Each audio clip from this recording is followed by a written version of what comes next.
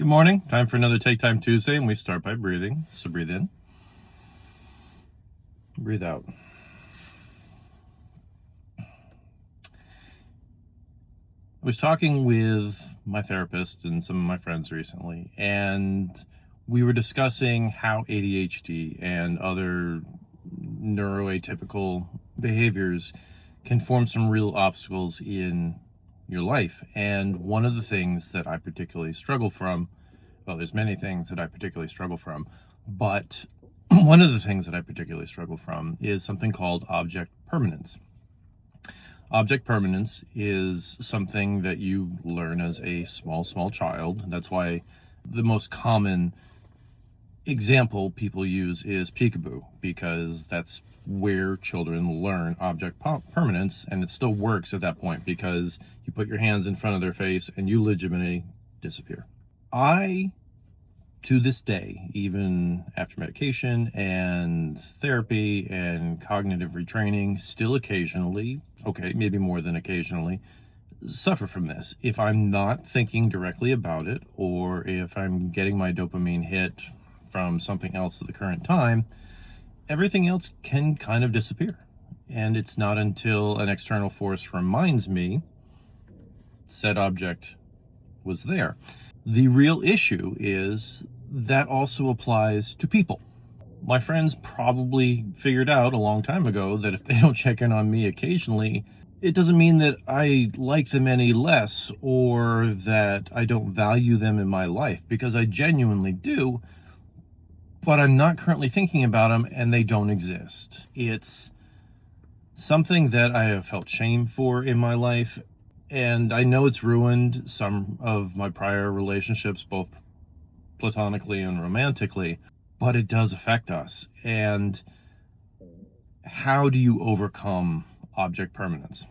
It can be a little bit different for everybody, but for me, and as much as I hate to admit this, because I hate to be tied to schedules actually work very, very well for me.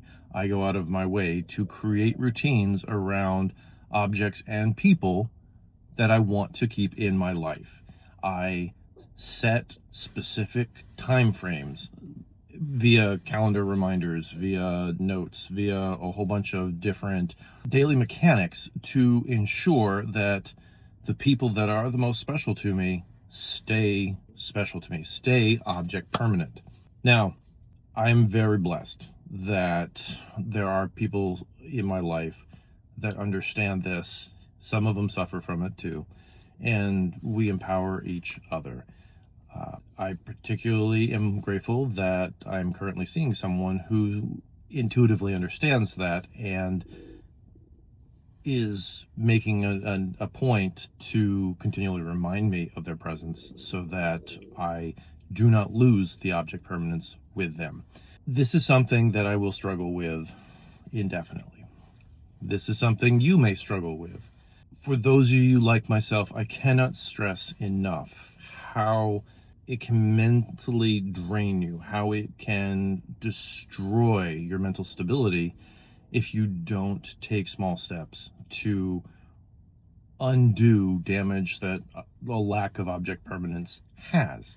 My easiest routines are the ones that took the most time to build into place. For example, I call my mother every week on the way home on a particular day.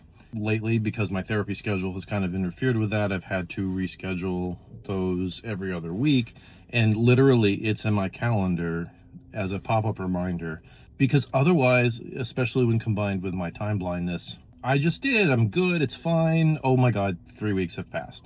Please, if you, like myself, have issues with object permanence, take the time to reevaluate. Take the time to sit down and think about how you can reevaluate that, how you can create mnemonic encounters for yourself to just touch base with the people that are permanent fixtures, or hopefully permanent fixtures in your life, to make sure that that never falls through.